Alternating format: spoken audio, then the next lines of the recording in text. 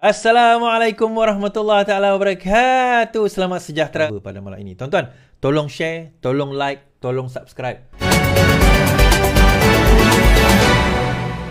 Zahid dilepas tanpa dibebas bagi semua 47 pertuduhan. Timbalan Perdana Menteri Zahid Hamidi dibebas tanpa dilepaskan. DNAA discharge not amounting to acquittal untuk 47 pertuduhan rasuah, pecah amanah dan penggubalan wang haram membabitkan dana Yayasan Akal Budi. Hakim Mahkamah Tinggi Kuala Lumpur Colin Lawrence Sequeirah kini Mahkamah Rayuan membenarkan DNAA dipohon oleh Timbalan Pendakwa Raya Muhammad Dusuki Mukhtar. DNAA membuka kemungkinan Zahid boleh didakwa semula pada masa hadapan jika pendakwa ingin menyemak semula perkara itu. Peguam Hashim Teh Pok Tek bagaimanapun supaya Presiden UMNO diberikan pembebasan penuh. Memintalah. Sebelum itu pada prosiding pagi tadi Muhammad Dusuki yang juga Ketua Bahagian Rayuan dan Pembicaraan AGC menggariskan 11 alasan bagi menyokong permohonan agar Timbalan Perdana Menteri itu dilepas tanpa dibebaskan bagi kesemua pertuduhan. Okey, now kita tengok kepada kenapa apa yang dikatakan 11 alasan tersebut. Sebelum kita pergi 11 alasan, saya kena check dahulu. Sekejap.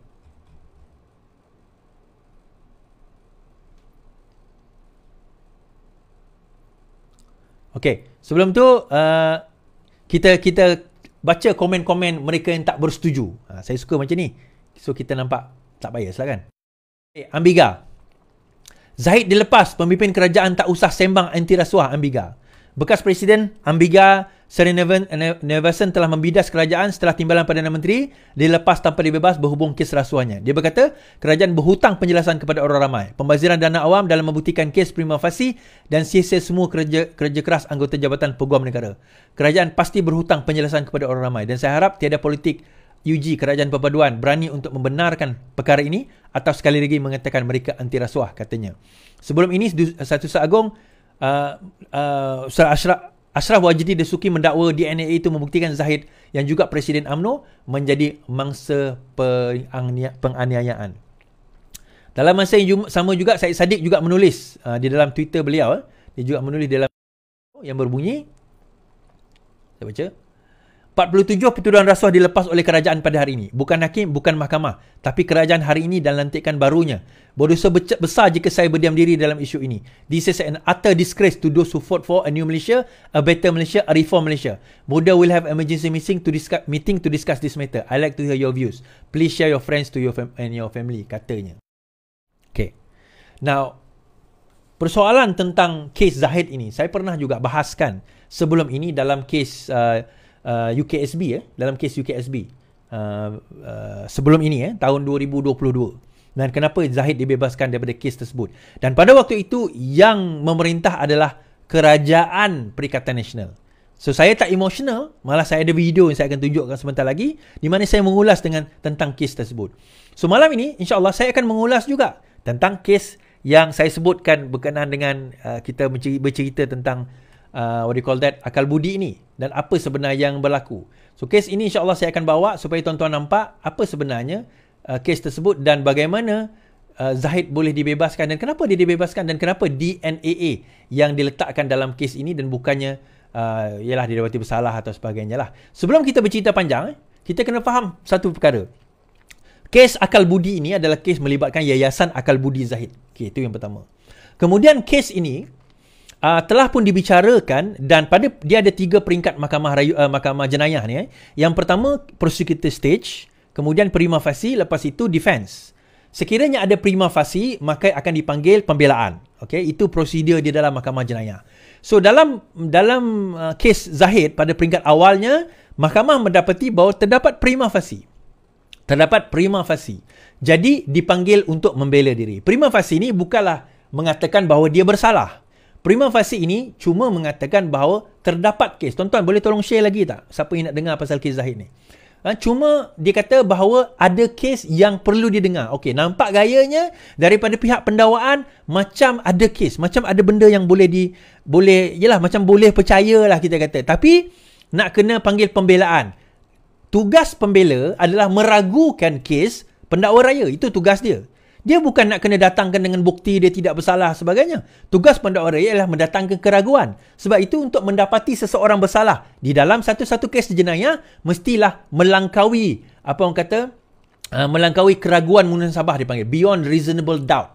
Melangkaui keraguan munasabah. Beyond reasonable doubt. Jadi akhirnya, mahkamah telah membenarkan representasi. Nah, sebelum kes pembelaan itu tamat, ini tak ada bersalah atau tidak, belum lagi bersalah atau tidak. Sebelum kes itu tamat, representasi dihantar kepada Peguam Negara dan Peguam Negara mengatakan bahawa ia terdapat ada something wrong dengan kes dan ada something wrong dengan apa orang kata kaedah siasatan dan juga bukti-bukti yang dibawa dan juga keraguan yang dibawa oleh Peguam Bela Zahid. Daripada representasi tersebut, akhirnya mereka memohon kepada mahkamah untuk melepas tanpa membebas. Discharge not amounting to acquittal. Erti kata apa? Kalau sekiranya perkara ini ada bukti baru, nanti beliau boleh dituduh semula di bawah section yang sama.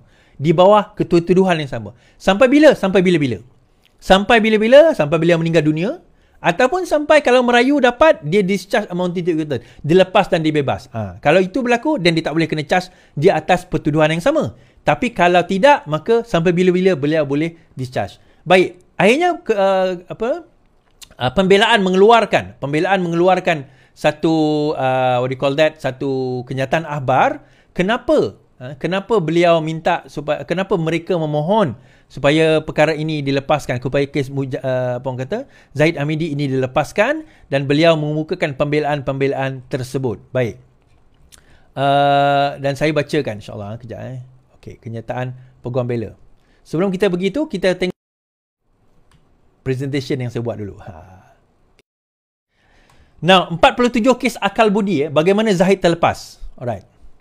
Keputusan Mahkamah Tinggi Kuala Lumpur Yang Berhormat Datuk Colin Lawrence Sekurah yang telah membuat perintah dilepas tanpa dibebaskan terhadap semua 47 pertuduhan. Itu keputusan dia. Now, gambaran tindakan mahkamah dalam keterangan bersumpah. Okey, yang ni penting tuan-tuan.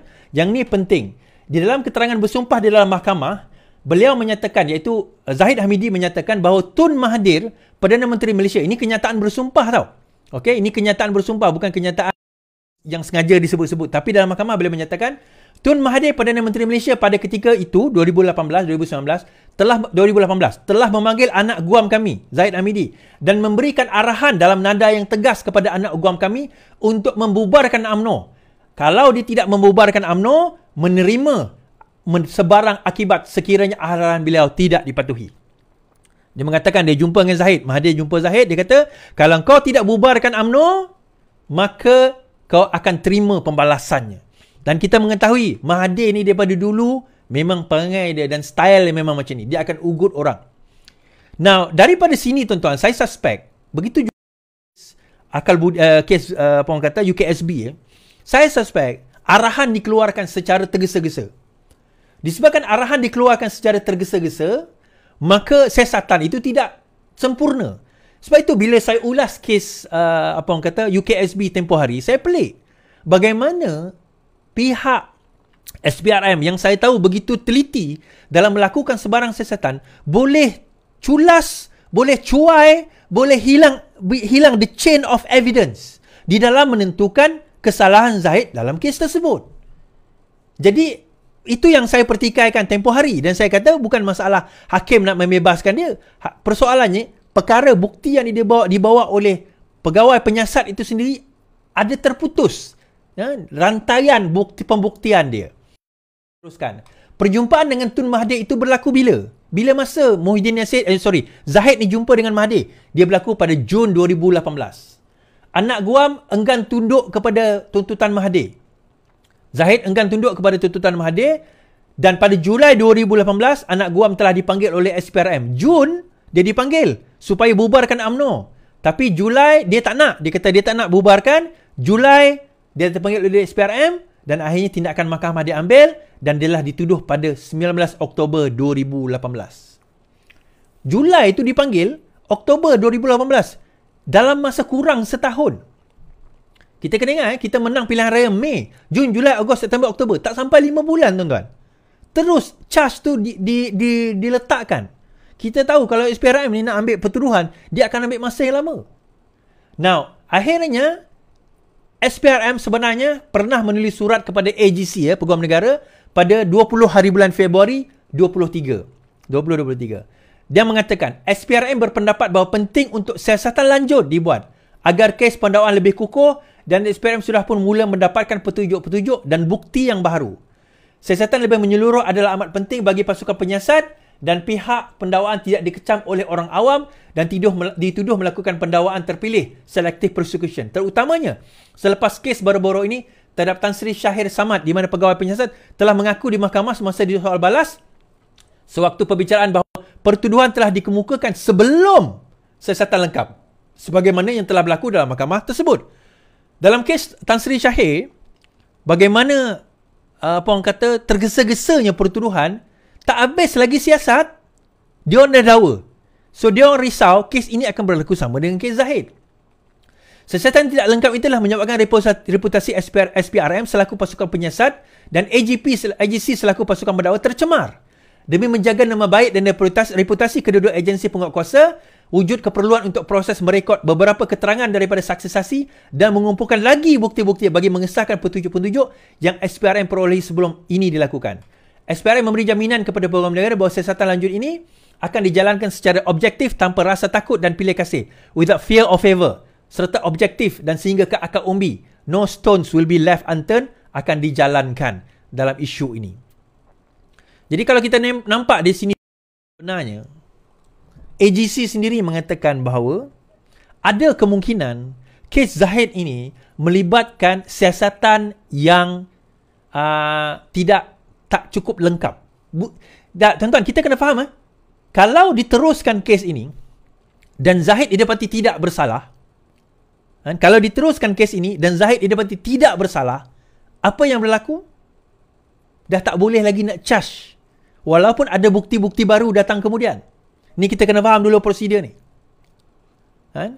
Bila dia didakwa? Oktober 2018. Bila kerajaan take over Mahathir jadi Perdana Menteri? Mei 2018. So bila Mei, Jun tu dia jumpa dengan Zahid, kau bubarkan UMNO.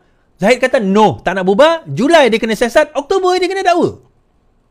Ini memang taktik Mahathir, tuan-tuan. Kita tak tahu, Pakatan Harapan tak tahu. Yes, we were so naive at that time. Kita lupa bahawa kita berkawan dengan buaya. Kita berkawan dengan buaya ke? Kita berkawan dengan kalajengking, tuan-tuan. Kita berkawan dengan ular. Pada waktu itu, kita ingatkan dia dah berubah. Rupanya dia tak berubah. Kenapa dia nak suruh bubarkan UMNO? Yang ini orang UMNO kena